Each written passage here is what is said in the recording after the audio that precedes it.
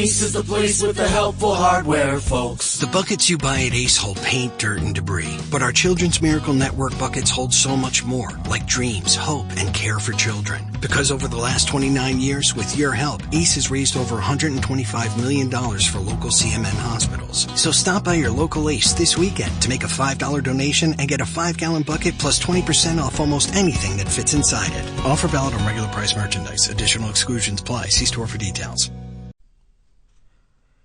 लीजिए सुनिए प्रेमचंद की लिखी कहानी निमंत्रण। वाचन समीर गोस्वामी का है। पंडित मोतीराम शास्त्री ने अंदर जाकर अपने विशाल उदर पर हाथ फेरते हुए ये पद पंचम स्वर में गाया। अजगर करे न चाकरी, पंछी करे न काम, दास मूल का कह गए सबके दाता राम। सोना ने प्रफुल्लित होकर पूछा, कोई मीठी ताजी खबर है क्या? शास्त्री जी ने पैंतरे बदलकर कहा, मार लिया आज, ऐसा ताक कर मारा कि चारों खाने चित्त, सारे घर का नेवता, सारे घर का। वो बढ़ बढ़कर हाथ मारूंगा कि देखने वाले दंग रह जाएंगे।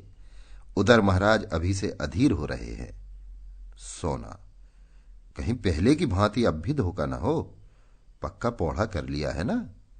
मोटेराम ने मूछें ऐंठते हुए कहा, ऐसा असगुन मुंह से न निकालो। बड़े जब तब के बाद ये शुभ दिन आया है, जो तैयारियां करनी हो कर लो। सोना, वो तो करूंगी ही, क्या इतना भी नहीं जानती? जन्म भर घास थोड़े ही खोदती रही हूं, मगर है घर भर का ना। मोटेराम, अब और कैसे कहूं, पूरे घर का है। इसका अर्थ समझ में ना आया हो तो मुझसे पूछो। विद्वानों की बात समझना आसान काम नहीं। अगर उनकी बात सभी समझ ले तो उनकी विद्वता का महत्व ही क्या रहे। बताओ क्या समझी? मैं इस समय बहुत ही सरल भाषा में बोल रहा हूं, मगर तुम नहीं समझ सकी। बताओ विद्वता किसे कहते हैं? महत्व ही का अर्थ बताओ। घर भर का निमंत्रण देना क्या दिल लगी है? हां, ऐसे अवसर पर विद्वान लोग राजनीति से काम लेते हैं और उसका वही आशय निकालते हैं जो अपने अनुकूल हो। मुरादपुर की रानी साहब 7 ब्राह्मणों को इच्छापूर्ण भोजन कराना चाहती हैं। कौन कौन महाशय मेरे साथ जाएंगे ये निर्णय करना मेरा काम है। अलगूराम शास्त्री, बेनीराम शास्त्री, छेदीलाल शास्त्री, भवानी राम शास्त्री, फेंकूराम शास्त्री, मोटेराम शास्त्री आदि जब इतने आदमी अपने घर ही में हैं, तब बाहर कौन ब्राह्मणों को खोजने जाए? सोना, और 7वां कौन है? मोटेराम, बुद्धि को दौड़ाओ। सोना, एक पत्तल घर लेते आना। मोटेराम, फिर वही बात कही जिसमें बदनामी हो। छी छी, पत्तल घर लाऊं? उस पत्तल में वो स्वाद कहां जो जजमान के घर बैठकर भोजन करने में। सुनो, 7वें महाशय हैं पंडित सोनाराम शास्त्री। सोना, चलो दिल लगी करते हो, भला मैं कैसे जाऊंगी? मोटेराम, ऐसे ही कठिन अवसरों पर तो विद्या की आवश्यकता पड़ती है। विद्वान आदमी अवसर को अपना सेवक बना लेता है, मूर्ख अपने भाग्य को रोता है। सोना देवी और सोनाराम शास्त्री में क्या अंतर है जानती हो? केवल परिधान का। परिधान का अर्थ समझती हो? परिधान पहनावा को कहते हैं। इसी साड़ी को मेरी तरह बांध लो, मेरी मिर्जई पहन लो, ऊपर से चादर ओढ़ लो, पगड़ी मैं बांध दूंगा, फिर कौन पहचान सकता है? सोना ने हंसकर कहा, मुझे तो लाज लगेगी। मोटेराम, तुम्हें करना ही क्या है? बात तो हम करेंगे। सोना ने मन ही मन आने वाले पदार्थों का आनंद लेकर कहा, बड़ा मजा होगा। मोटेराम, बस अब विलंब ना करो, तैयारी करो, चलो। सोना, कितनी फंकी बना लूं? मोटेराम, ये मैं नहीं जानता, बस यही आदर्श सामने रखो कि अधिक से अधिक लाभ हो। सहसा सोना देवी को एक बात याद आ गई। बोली, अच्छा इन बिच्छुओं का क्या करूंगी? मोटेराम ने त्योरियां चढ़ाकर कहा, इन्हें उठाकर रख देना। और क्या करोगी? सोना, जी हां, क्यों नहीं, उतार कर रख क्यों ना दूंगी। मोटेराम, तो क्या तुम्हारे बिछुए पहनने ही से मैं जी रहा हूं? जीता हूं पौष्टिक पदार्थों के सेवन से, तुम्हारे बिछुओं के पुण्य से नहीं जीता। सोना, नहीं भाई, मैं बिछुए ना उतारूंगी। मोटेराम ने सोचकर कहा, अच्छा पहने चलो, कोई हानि नहीं। गोवर्धनधारी ये बाधा भी हर लेंगे। बस पांव में बहुत से कपड़े लपेट लेना। मैं कह दूंगा इन पंडित जी को पील पांव हो गया है। क्यों, कैसी सूझी? पंडिताइन ने पतिदेव को प्रशंसा सूचक नेत्रों से देखकर कहा, जन्म भर पढ़ा नहीं है? संध्या समय पंडितानी ने पांचों को बुलाया और उपदेश देने लगे। पुत्रों, कोई काम करने के पहले खूब सोच समझ लेना चाहिए कि कैसे क्या होगा। मान लो रानी साहिबा ने तुम लोगों का पता ठिकाना पूछना आरंभ किया तो तुम लोग क्या उत्तर दोगे? ये तो महान मूर्खता होगी कि तुम सब मेरा नाम लो। सोचो कितने कलंक और लज्जा की बात होगी कि मुझ जैसा विद्वान केवल भोजन के लिए इतना बड़ा कुचक्र रचे। इसलिए तुम सब थोड़ी देर के लिए भूल जाओ कि मेरे पुत्र हो। कोई मेरा नाम न बतलाए। संसार में नामों की कमी नहीं, कोई अच्छा सा नाम चुनकर बता देना। पिता का नाम बदल लेने से कोई गाली नहीं लगती, ये कोई अपराध नहीं। अलगू, आप ही ना बता दीजिए। मोटेराम, अच्छी बात है, बहुत अच्छी बात है। हाँ, इतने महत्व का काम मुझे स्वयं करना चाहिए। अच्छा सुनो, अलगू के पिता का नाम है पंडित केशव पांडे, खूब याद कर लो। बेनीराम के पिता का नाम पंडित मगरू ओझा, खूब याद रखना। छेदीराम के पिता हैं पंडित दमड़ी तिवारी, भूलना नहीं। भवानी, तुम गंगू पांडे बतलाना, खूब याद कर लो। अब रहे फेंकूराम, तुम बतलाना सेतुराम पाठक। हो गए सब? हो गया सबका नामकरण। अच्छा, मैं परीक्षा लूंगा, होशियार रहना। बोलो अलगू, तुम्हारे पिता का नाम क्या है? अलगू, पंडित केशव पांडे। बेनीराम, तुम बताओ? दमड़ी तिवारी। छेदी, ये तो मेरे पिता का नाम है। बेनी, मैं तो भूल गया। मोटेराम, भूल गए? पंडित के पुत्र होकर तुम एक नाम भी नहीं याद कर सकते? बड़े दुख की बात है। मुझे पांचों नाम याद है, तुम्हें एक नाम भी याद नहीं। सुनो, तुम्हारे पिता का नाम पंडित मंगरू ओझा। पंडित लड़कों की परीक्षा ले ही रहे थे कि उनके परम मित्र पंडित चिंतामणि ने द्वार पर आवाज दी। पंडित मोटेराम ऐसे घबराए कि सिर पैर की सुध ही ना रही। लड़कों को भगाना ही चाहते थे कि पंडित चिंतामणि अंदर चले आए। दोनों सज्जनों में बचपन में गाढ़ी मैत्री थी। दोनों बहुधा साथ साथ भोजन करने जाया करते थे और यदि पंडित मोटेराम अव्वल रहते तो पंडित चिंतामणि के द्वितीय पद में कोई बाधक न हो सकता था। पर आज मोटेराम जी अपने मित्र को साथ नहीं ले जाना चाहते थे। उनको साथ ले जाना अपने घर वालों में से किसी एक को छोड़ देना था और इतना महान आत्मत्याग करने के लिए वे तैयार न थे। चिंतामणि ने यह समारोह देखा तो प्रसन्न होकर बोले, क्यों भाई, अकेले ही अकेले? मालूम होता है आज कहीं गहरा हाथ मारा है। मोटेराम ने मुंह लटकाकर कहा, कैसी बातें करते हो मित्र? ऐसा तो कभी नहीं हुआ कि मुझे कोई अवसर मिला हो और मैंने तुम्हें सूचना न दी हो। कदाचित कुछ समय ही बदल गया या किसी ग्रह का फेर है। कोई झूठ को भी नहीं बुलाता। पंडित चिंतामणि ने अविश्वास के भाव से कहा, कोई ना कोई बात तो मित्र अवश्य है, नहीं तो ये बालक क्यों जमा है? मोटेराम, तुम्हारी इन्हीं बातों पर मुझे क्रोध आता है। लड़कों की परीक्षा ले रहा हूं, ब्राह्मण के लड़के हैं, 4 अक्षर पढ़े बिना इनको कौन पूछेगा? चिंतामणि को अब भी विश्वास न आया। उन्होंने सोचा लड़कों से ही बस बात का पता लग सकता है। फेंकूराम सबसे छोटा था, उसी से पूछा, क्या पढ़ रहे हो बेटा? हमें भी सुनाओ। मोटेराम ने फेंकूराम को बोलने का अवसर न दिया, डरे कि ये तो सारा भंडा फोड़ देगा। बोले, अभी ये क्या पढ़ेगा? दिन भर खेलता है। फेंकूराम इतना बड़ा अपराध अपने नन्हे से सिर क्यों लेता? बाल सुलभ गर्व से बोला, हमको तो याद है, पंडित सेतुराम पाठक। हम याद भी कर ले तो इस पर भी कहते हैं हरदम खेलता है। ये कहते हुए रोना शुरू कर दिया। चिंतामणि ने बालक को गले लगा लिया और बोले, नहीं बेटा, तुमने अपना पाठ सुना दिया है, तुम खूब पढ़ते हो। ये सेतुराम पाठक कौन है बेटा? मोटेराम ने बिगड़ कर कहा, तुम भी लड़कों की बातों में आते हो, सुन लिया होगा किसी का नाम। फेंकू से बोले, जा बाहर खेल। चिंतामणि अपने मित्र की घबराहट देखकर समझ गए कि कोई न कोई रहस्य अवश्य है। बहुत दिमाग लगाने पर भी सेतुराम पाठक का आशय उनकी समझ में न आया। अपने परम मित्र की इस कुटिलता पर मन में दुखित होकर बोले, अच्छा, अब आप पाठ पढ़ाइए और परीक्षा लीजिए, मैं जाता हूं। तुम इतने स्वार्थी हो इसका मुझे गुमान तक न था। आज तुम्हारी मित्रता की परीक्षा हो गई। पंडित चिंतामणि बाहर चले गए। मोटेराम जी के पास उन्हें मनाने के लिए समय न था। फिर परीक्षा लेने लगे। सोना ने कहा, मना लो, रूठे जाते हैं, फिर परीक्षा लेना। मोटेराम, जब कोई काम पड़ेगा मना लूंगा। निमंत्रण की सूचना पाते ही इनका सारा क्रोध शांत हो जाएगा। हाँ भवानी, तुम्हारे पिता का क्या नाम है? बोलो। भवानी, गंगू पांडे। मोटेराम, और तुम्हारे पिता का नाम? फेंकू। फेंकू, बता तो दिया, उस पर कहते हैं पढ़ता नहीं। मोटेराम, हमें भी बता दो। फेंकू, सेतुराम पाठक तो है।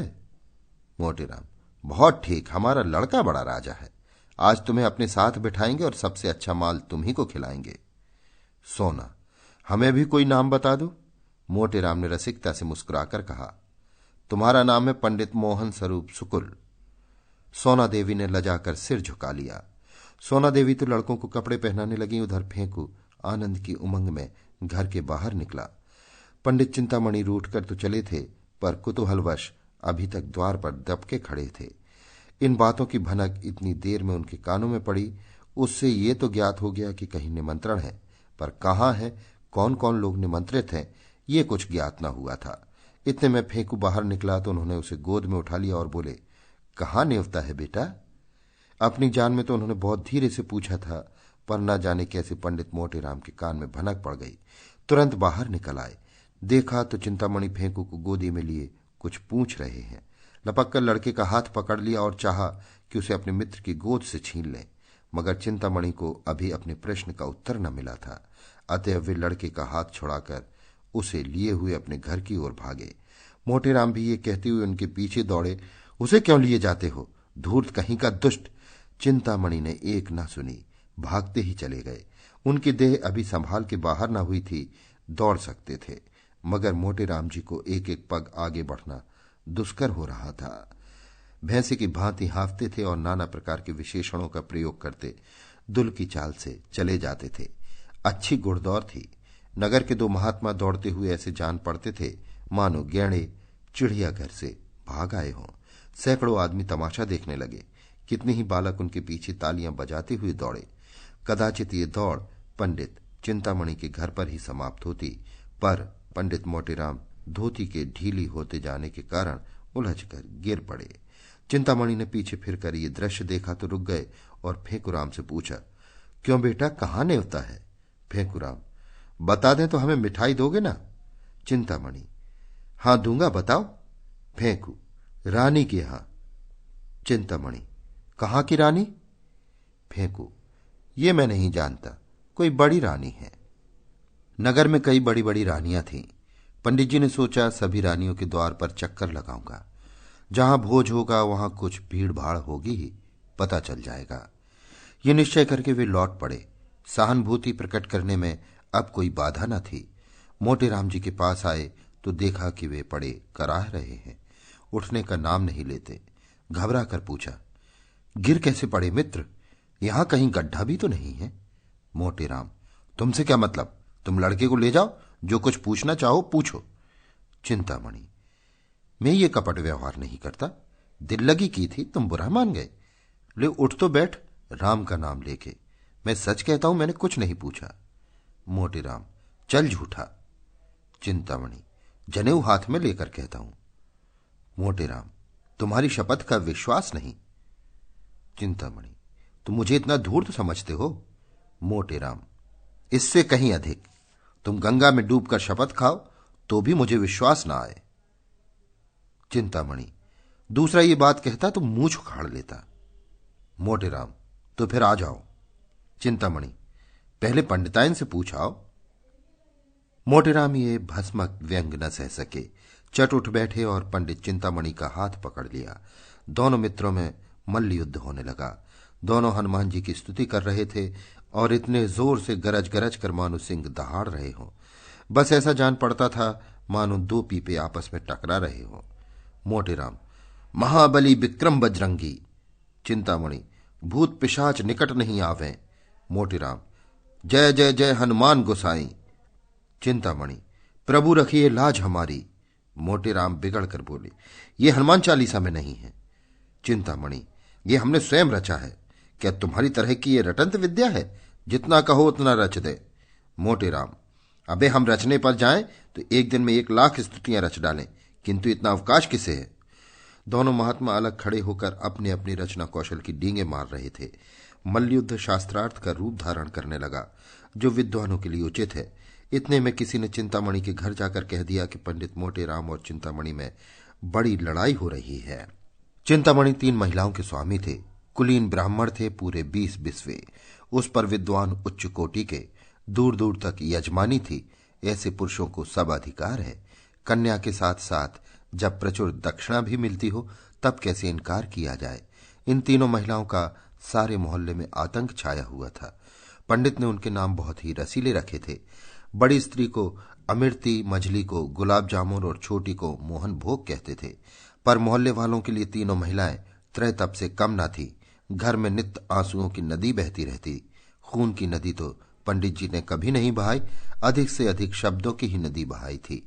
पर मजाल न थी कि बाहर का आदमी किसी से कुछ कह जाए। संकट के समय तीनों एक हो जाती थी। ये पंडित जी के नीति चातुर्य का सुफल था। जो ही खबर मिली कि पंडित चिंतामणि पर संकट पड़ा हुआ है, तीनों त्रिदोष की भांति कुपित होकर घर से निकली और जो अन्न दोनों जैसी मोटी नहीं थी, सबसे पहले समर भूमि में जा पहुंची। पंडित मोटेराम जी ने उसे आते देखा तो समझ गए कि अब कुशल नहीं। अपना हाथ छुड़ाकर बकटुट भागे, पीछे फिरकर भी न देखा। चिंतामणि जी ने बहुत ललकारा, पर मोटेराम के कदम न रुके। चिंतामणि, अजी भागे क्यों? ठहरो, कुछ मजा तो चखते जाओ। मोटेराम, मैं हार गया भाई, हार गया। चिंतामणि, अजी कुछ दक्षिणा तो लेते जाओ। मोटेराम ने भागते हुए कहा, दया करो भाई, दया करो। 8 बजते बजते पंडित मोटेराम ने स्नान किया और पूजा करके कहा, अब विलंब नहीं करना चाहिए। फंकी तैयार है ना? सोना, फंकी लिए तो कब से बैठी हूं। तुम्हें तो जैसे किसी बात की सुध ही नहीं रहती। रात को कौन देखता है कि कितनी देर तक पूजा करते हो। मोटेराम, मैं तुमसे 1 नहीं 1000 बार कह चुका हूं कि मेरे कामों में मत बोला करो। तुम नहीं समझ सकती कि मैंने इतना विलंब क्यों किया। तुम्हें ईश्वर ने इतनी बुद्धि ही नहीं दी। जल्दी जाने से अपमान होता है। यजमान समझता है लोभी है, भुक्कड़ है, इसलिए चतुर लोग विलंब किया करते हैं।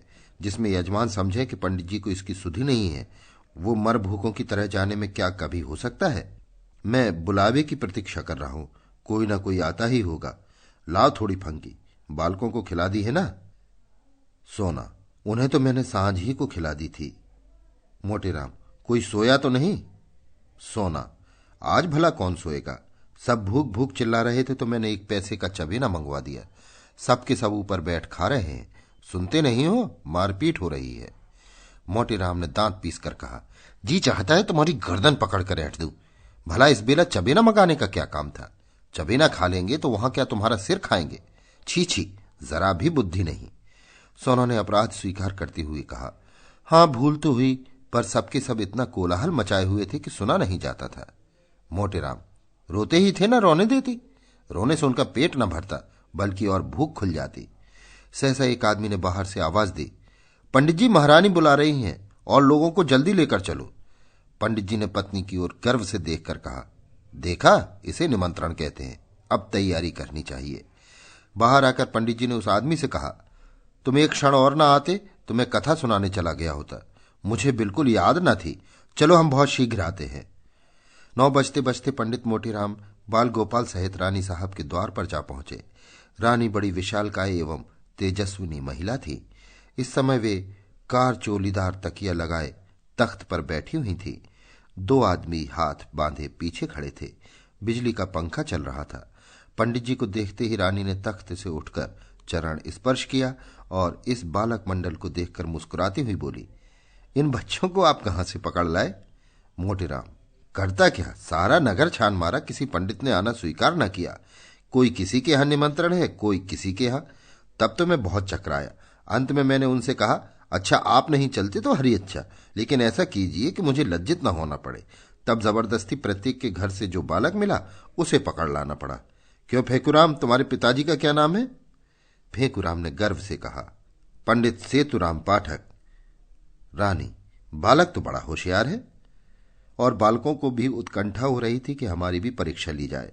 लेकिन जब पंडित जी ने उनसे कोई प्रश्न न किया और उधर रानी ने फेकुराम की प्रशंसा कर दी, तब तो वे अधीर हो उठे। भवानी बोला, मेरे पिता का नाम है पंडित गंगू पांडे। छेदी बोला, मेरे पिता का नाम है दमड़ी तिवारी। बेनीराम ने कहा, मेरे पिता का नाम है पंडित मंगरू ओझा। अलगूराम समझदार था, चुपचाप खड़ा रहा। रानी ने उससे पूछा, तुम्हारे पिता का क्या नाम है जी? अलगूराम को इस वक्त पिता का निर्दिष्ट नाम याद न आया। न सही सूझा कि कोई और नाम ले ले। हद बुद्धि सा खड़ा रहा। पंडित मोटेराम ने जब उसकी ओर दांत पीस कर देखा तो रहा सहा हवास भी गायब हो गया। फेकुराम ने कहा, हम बता दें भैया, भूल गए। रानी ने आश्चर्य से पूछा, क्या अपने पिता का नाम भूल गया? ये तो विचित्र बात देखी। मोटेराम ने अलगू के पास जाकर कहा, कैसे है? अलगूराम बोल उठा, केशव पांडे। रानी, तो अब तक क्यों चुप था? मोटेराम, कुछ ऊंचा सुनता है सरकार। रानी, मैंने सामान तो बहुत सा मंगवा रखा है, सब खराब होगा, लड़के क्या खाएंगे? मोटेराम, सरकार इन्हें बालक न समझे, इनमें जो सबसे छोटा है वो 2 पत्तल खाकर उठेगा। जब सामने पत्तलें पड़ गईं और भंडारी चांदी की थालों में एक एक उत्तम पदार्थ ला लाकर परोसने लगा, तब पंडित मोटेराम जी की आंखें खुल गईं।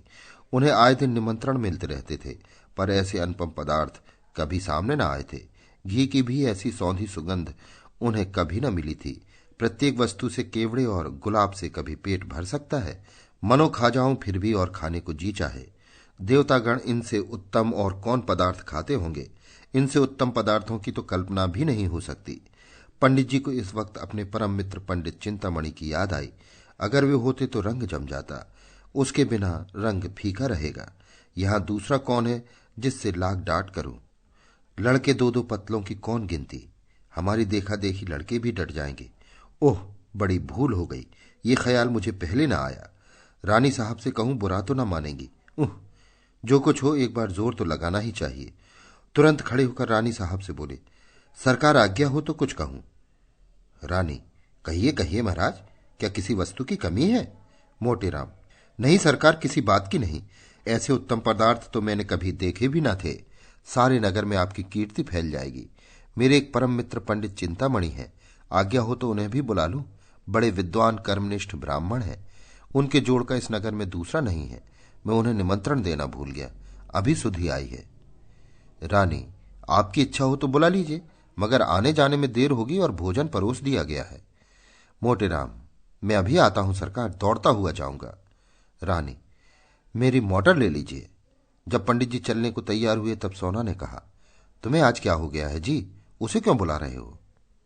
मोटेराम, कोई साथ देने वाला भी तो चाहिए। सोना, मैं क्या तुमसे दब जाती? पंडित जी ने मुस्कुराकर कहा, तुम जानती नहीं, घर की बात और है, दंगल की बात और। पुराना खिलाड़ी मैदान में जाकर जितना नाम करेगा उतना नया पट्टा नहीं कर सकता। वहां बल का काम नहीं, साहस का काम है। बस यहां भी वही हाल समझो, झंडे गाड़ दूंगा, समझ लेना। सोना, कहीं लड़के सो जाएं तो? मोटेराम, और भूख खुल जाएगी, जगह तो मैं लूंगा। सोना, देख लेना आज वो तुम्हें पछाड़ेगा, उसके पेट में तो शनीचर है। मोटेराम, बुद्धि की सर्वत्र प्रधानता रहती है, ये ना समझो कि भोजन करने की कोई विद्या ही नहीं। इसका भी एक शास्त्र है, जिसे मथुरा के शनिचरानंद महाराज ने रचा है। चतुर आदमी थोड़ी सी जगह में गृहस्थी का सब सामान रख देता है। अनाड़ी बहुत सी जगह में भी यही सोचता है कि कौन वस्तु कहां रखूं। गंवार आदमी पहले से ही हक बकाकर खाने लगता है और चट एक लोटा पानी पीकर अफर जाता है। चतुर आदमी बड़ी सावधानी से खाता है, उसका कौर नीचे उतरने के लिए पानी की आवश्यकता नहीं पड़ती। देर तक भोजन करते रहने से वो सुपाच्य भी हो जाता है। चिंतामणि मेरे सामने क्या ठहरेगा? चिंतामणि अपने आंगन में उदास बैठे हुए थे। जिस प्राणी को वो अपने परम हितैषी समझते थे, जिसके लिए वे अपने प्राण तक देने को तैयार रहते थे, उसी ने आज उनके साथ बेवफाई की। बेवफाई ही नहीं की, उन्हें उठाकर दे मारा। पंडित मोटेराम के घर से तो कुछ जाता न था। अगर वे चिंतामणि को भी साथ लेते जाते तो क्या रानी साहब उन्हें दुत्कार देती? स्वार्थ के आगे कौन किसको पूछता है। उन अमूल्य पदार्थों की कल्पना करके चिंतामणि के मुंह से लार टपकी पड़ती थी। अब सामने पत्तल आ गई होगी, थालों से अमृतियां लिए भंडारी आए होंगे। आहा, कितनी सुंदर कोमल कुरकुरी रसीली अमृतियां होंगी। अब बेसन के लड्डू आए होंगे। आहा, कितने सुडोल मेवों से भरे हुए घी से तरातर लड्डू होंगे। मुंह में रखते ही रखते घुल जाते होंगे, जीभ भी न डुलानी पड़ती होगी। आहा, अब मोहन भोग आया होगा। हाय रे दुर्भाग्य, में यहां पड़ा सड़ रहा हूं और वहां ये बहार। बड़े निर्दयी हो मोटेराम, तुमसे इस निष्ठुरता की आशा न थी। अमृति देवी बोली, तुम इतना दिल छोटा क्यों करते हो? पितृपक्ष तो आ ही रहा है, ऐसे ऐसे न जाने कितने नेवते आएंगे। चिंतामणि, आज ही किसी अभागे का मुंह देखकर उठा था। लाओ तो पत्रा देखूं कैसा मुहूर्त है। अब नहीं रहा जाता, सारा नगर छान डालूंगा, कहीं तो पता चलेगा। नासिका तो दाहिनी चल रही है। एकाएक मोटर की आवाज आई। उसके प्रकाश से पंडित जी का सारा घर जगमगा उठा था। वे खिड़की से झांकने लगे तो मोटेराम को मोटर से उतरते देखा। एक लंबी सांस लेकर चारपाई पर गिर पड़े। मन में कहा कि दुष्ट भोजन करके अब या मुझे बखान करने आया है। अमृति देवी ने पूछा, कौन है दाढ़ी जार, इतनी रात को जगावत है? मोटेराम, हम हैं हम, गाली न दो। अमृति, अरे दूर मोझा से, ते कौन है? कहते हैं हम हैं हम, को जाने ते कौन है? मोटेराम, अरे हमारी बोली नहीं पहचानती हो, खूब पहचान लो, हम हैं तुम्हारे देवर। अमृति, ए दूर, तोहे मुंह में कीड़ा लागे तो लहास उठे, हमार देवर बनता है दाढ़ी जार। मोटेराम, अरे हम हैं मोटेराम शास्त्री, क्या इतना भी नहीं पहचानती? चिंतामणि घर में है? अमृति ने किवाड़ खोल दिया और तिरस्कार भाव से बोली, अरे तुम थे, नाम क्यों नहीं बताते थे?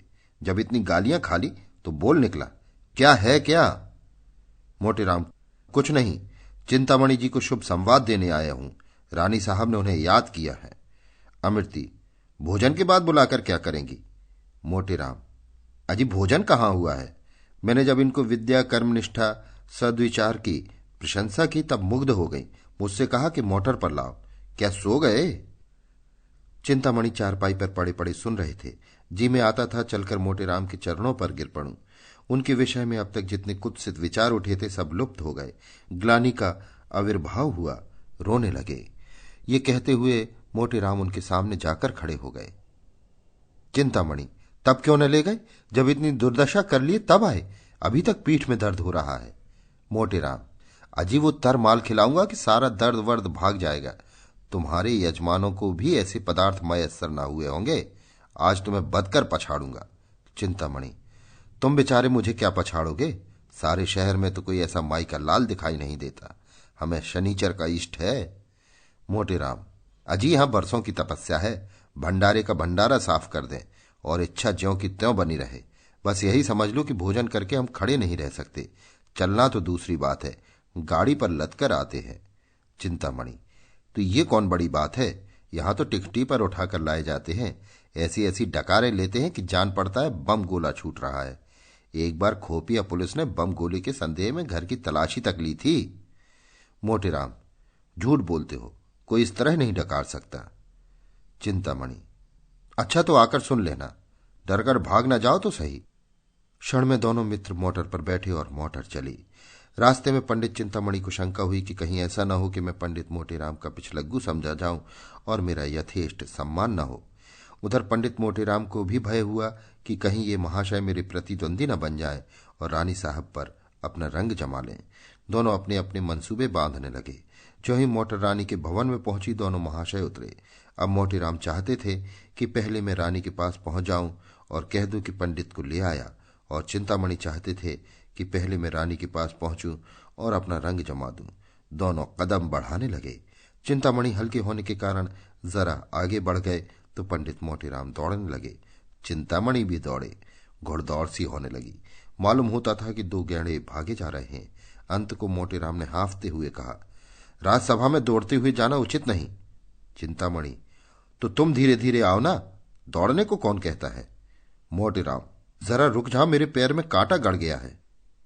चिंतामणि, तो निकाल लो, तब तक मैं चलता हूं।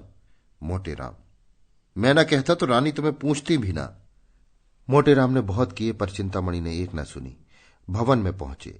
रानी साहब बैठी कुछ लिख रही थी और रह रहकर द्वार की ओर ताक लेती थी कि सहसा पंडित चिंतामणि उनके सामने आ खड़े हुए और यों स्तुति करने लगे, हे यशोदे तू बाल केशव मुरार नामा। रानी, क्या मतलब है? अपना मतलब कहो। चिंतामणि, सरकार को आशीर्वाद देता हूं। सरकार ने इस दास चिंतामणि को निमंत्रित करके जितना अनुग्रसित यानी अनुग्रहित किया है, उसका बखान शेषनाग अपनी सहस्त्र जिह्वा द्वारा भी नहीं कर सकते। रानी, तुम्हारा ही नाम चिंतामणि है? वे कहां रह गए? पंडित मोटेराम शास्त्री। चिंतामणि, पीछे आ रहा है सरकार, मेरे बराबर आ सकता है भला? मेरा तो शिष्य है। रानी, अच्छा तो वे आपके शिष्य हैं? चिंतामणि, मैं अपने मुंह से अपनी बड़ाई नहीं करना चाहता सरकार, विद्वानों को नम्र होना चाहिए, पर जो यथार्थ है वो तो संसार जानता है। सरकार में किसी से वाद विवाद नहीं करता, ये मेरा अनुशीलन यानी अभीष्ट नहीं। मेरे शिष्य भी बहुधा मेरे गुरु बन जाते हैं, पर मैं किसी से कुछ नहीं कहता। जो सत्य है वो सभी जानते हैं। इतने में पंडित मोटीराम भी गिरते पड़ते हांफते हुए आ पहुंचे और ये देखकर कि चिंतामणि भद्रता और सभ्यता की मूर्ति बने खड़े हैं, वे देवोपम शांति के साथ खड़े हो गए। रानी, पंडित चिंतामणि बड़े साधु प्रकृति एवं विद्वान हैं। आप उनके शिष्य हैं, फिर भी वे आपको अपना शिष्य नहीं कहते। मोटीराम, सरकार मैं इनका दासानुदास हूं। चिंतामणि, जगत तारणी मैं इनका चरण रज हूं। मोटीराम, रिपुदल संहारणी मैं इनके द्वार पर कुकुर हूं। रानी, आप दोनों सज्जन पूज्य हैं, एक से एक बढ़े हुए। चलिए भोजन कीजिए। सोना रानी बैठी पंडित मोटाराम की राह देख रही थी। पति की इस मित्र भक्ति पर उन्हें बड़ा क्रोध आ रहा था। बड़े लड़कों के विषय में तो कोई चिंता न थी, लेकिन छोटे बच्चों के सो जाने का भय था। उन्हें किस्से कहानियां सुना सुनाकर बहला रही थी कि भंडारी ने आकर कहा, महाराज चलो। दोनों पंडित जी आसन पर बैठ गए। फिर क्या था, बच्चे कूद कूद कर भोजनशाला में जा पहुंचे। देखा तो दोनों पंडित दो वीरों की भांति आमने सामने डटे बैठे हैं। दोनों अपना अपना पुरुषार्थ दिखाने के लिए अधीर हो रहे थे। चिंतामणि, भंडारी जी तुम परोसने में बड़ा विलंब करते हो, क्या भीतर जाकर सोने लगते हो? भंडारी, चुपाई मारे बैठे रहो, जौन कुछ हुई सब आ जाई, घबराए का नहीं होत। तुम्हारे सिवाय और कोई जवैया नहीं बैठा है। मोटेराम, भैया भोजन करने के पहले कुछ देर सुगंध का स्वाद तो लो। चिंतामणि, अजी सुगंध गया चूल्हे में, सुगंध देवता लोग लेते हैं, अपने लोग तो भोजन करते हैं। मोटेराम, अच्छा बता पहले किस चीज पर हाथ फेरोगे? चिंतामणि, मैं जाता हूं भीतर से सब चीजें एक साथ लिए आता हूं। मोटेराम, धीरज रखो भैया, सब पदार्थों को आ जाने दो, ठाकुर जी का भोग तो लग जाए। चिंतामणि, तो बैठे क्यों हो, तब तक भोग ही लगाओ, एक बाधा तो मिटे। नहीं तो लाओ मैं चटपट भोग लगा दूं, व्यर्थ देर करोगे। इतने में रानी आ गई। चिंतामणि सावधान हो गए। रामायण की चौपाइयों का पाठ करने लगे। रहा एक दिन अवधि अधारा, समुझत मन दुख भयउ अपारा। कोशलेश दशरथ के जाए, हम पितु वचन मानी बनाए। उलटी पलटी लंका कपिजारी, कूद पड़ा तब सिधु मझारी। जेही पर जाकर सत्य सनेहु, सो ते ही मिले ही ना कछु संदेहु। जामवंत के वचन सुहाए, सुनी हनुमान हृदय अति भाए। पंडित मोटेराम ने देखा कि चिंतामणि का रंग जमता जाता है, तो वे भी अपनी विद्वता प्रकट करने को व्याकुल हो गए। बहुत दिमाग लड़ाया, पर कोई श्लोक, कोई मंत्र, कोई कवित्त याद न आया। तब उन्होंने सीधे सीधे राम राम का पाठ आरंभ कर दिया। राम भज रे मन, राम भज रे मन। इन्होंने इतनी ऊंचे स्वर में जाप करना शुरू कर दिया कि चिंतामणि को भी अपना स्वर ऊंचा करना पड़ा। मोटेराम और जोर से गरजने लगे। इतने में भंडारी ने कहा, महाराज अब भोग लगाइए। ये सुनकर उनकी प्रतिस्पर्धा का अंत हुआ। भोग की तैयारियां हुई। बाल वृंद सजग हो गया। किसी ने घंटा लिया, किसी ने घड़ियाल, किसी ने शंख, किसी ने करताल, और चिंतामणि ने आरती उठा ली। मोटेराम मन में ऐठ कर रह गए। रानी के सामने जाने का ये अवसर उनके हाथ से निकल गया। पर यह किसे मालूम था कि विधिवाम उधर कुछ और भी कुटिल क्रीड़ा कर रहा है। आरती समाप्त हो गई थी। भोजन शुरू होने को ही था कि एक कुत्ता न जाने किधर से आ निकला। पंडित चिंतामणि के हाथ से लड्डू थाल से गिर पड़ा। पंडित मोटेराम अचकचाकर रह गए। सर्वनाश! चिंतामणि ने मोटेराम से इशारे से कहा, अब क्या कहते हो मित्र, कोई उपाय निकालो, यहां तो कमर टूट गई। मोटेराम ने लंबी सांस खींचकर कहा, अब क्या हो सकता है, ये ससुर आया किधर से? रानी पास ही खड़ी थी। उन्होंने कहा, अरे कुत्ता किधर से आ गया, ये रोज बंधा रहता था, आज कैसे छूट गया? अब तो रसोई भ्रष्ट हो गई। चिंतामणि, सरकार आचार्यों ने इस विषय में। मोटेराम, कोई हर्ज नहीं है सरकार, कोई हर्ज नहीं है।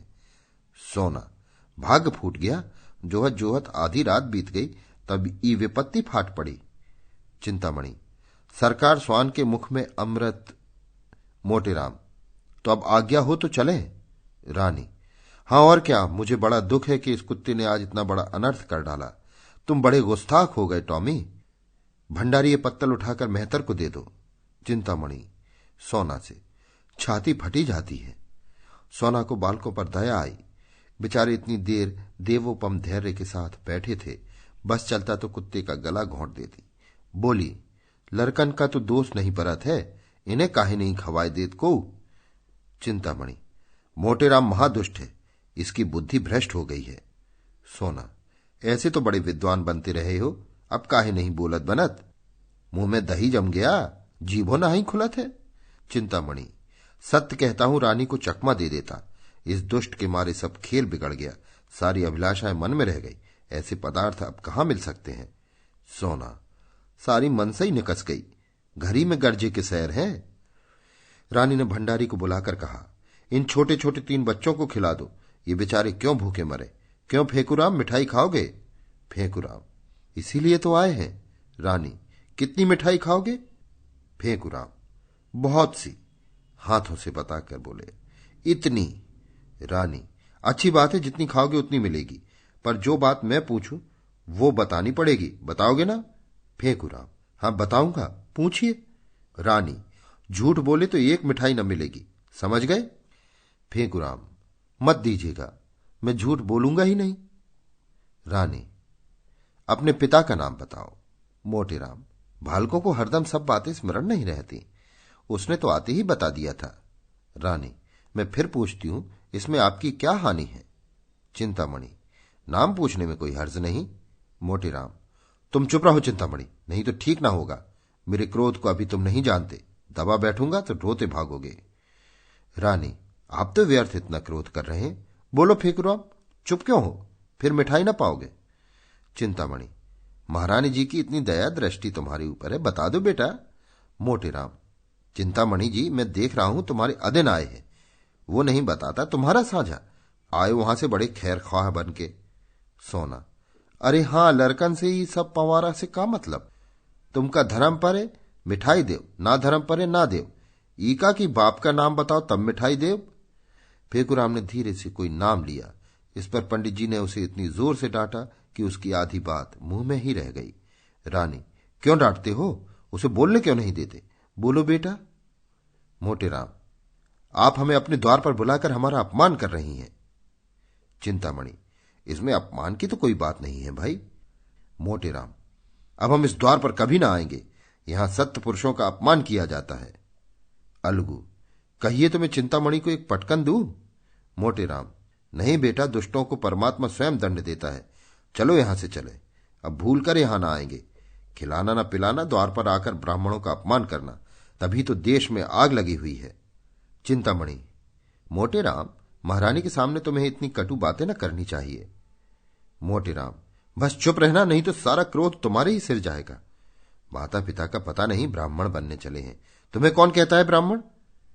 चिंतामणि, जो कुछ मन चाहे कह लो, चंद्रमा पर थूकने से थूक अपने ही मुंह पर पड़ता है। जब तुम धर्म का एक लक्षण नहीं जानते, तब तुमसे क्यों बातें करूं? ब्राह्मण को धैर्य रखना चाहिए। मोटेराम, पेट के गुलाम हो, ठकुर सुहाती कर रहे हो कि एक आध पत्तल मिल जाए, यहां मर्यादा का पालन करते हैं। चिंतामणि, कह तो दिया भाई कि तुम बड़े मैं छोटा, अब और क्या कहूं? तुम सत्य कहते हो, मैं ब्राह्मण नहीं शूद्र हूं। रानी, ऐसा न कहिए चिंतामणि जी, इसका बदला न लिया तो कहना। ये कहते हुए पंडित मोटेराम बालक वृंद के साथ बाहर चले आए और भाग्य को कोसते हुए घर को चले। बार बार पछता रहे थे कि दुष्ट चिंतामणि को क्यों बुला लाया। सोना ने कहा, भंडा फूटत फूटत बच गया, फेंकुआ नाव बताए देता।